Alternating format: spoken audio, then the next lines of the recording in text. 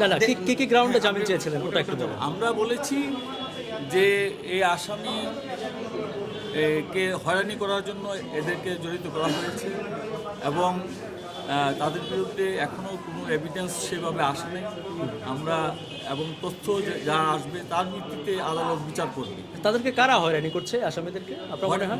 হয়রানি কে করছে এখন তো ইনভেস্টিগেশনের পিরিয়ড, আমরা তো বলবো না। আচ্ছা আচ্ছা। এখন বাচ্চাটার কাছে জবানবন্দি নেওয়া হয়েছে গায়ে না? যে এই আঘাতের চিহ্ন, জবানবন্দি- এটা আপনাদের কাছে কি মনে হয় যে আসলে এই আঘাতের চিহ্ন কি অন্য জায়গা থেকে হয়ে এসে হয়রানি করা হচ্ছে এখন নাকি আমরা তারা কিছুই আসলে- বলতে পারবো না, কারণ আমরা আইনজীবী, আমরা তো আর ঘটনা দেখি নাই।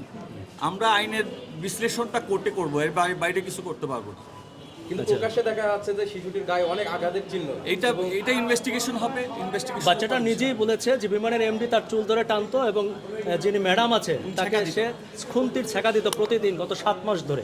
এটা আদালতের কাছে সে জবানবন্দি দিয়েছে, সেই জবানবন্দিটা পর্যালোচনা করে আদালত বিচার করবে। এই ব্যাপারে তো আমরা কিছুই বলতে পারবো না। এখন মামলাটা আসলে আপনারা কি প্রত্যাশা করছেন? আমরা আমাদের আইনি লড়াই চালাই যাব। আপনারা জামিন চাচ্ছেন আসামিদের? জামিন চাচ্ছি, আইনি লড়াই যা হয় হবে। আচ্ছা আচ্ছা। ঠিক আছে, থ্যাংক ইউ।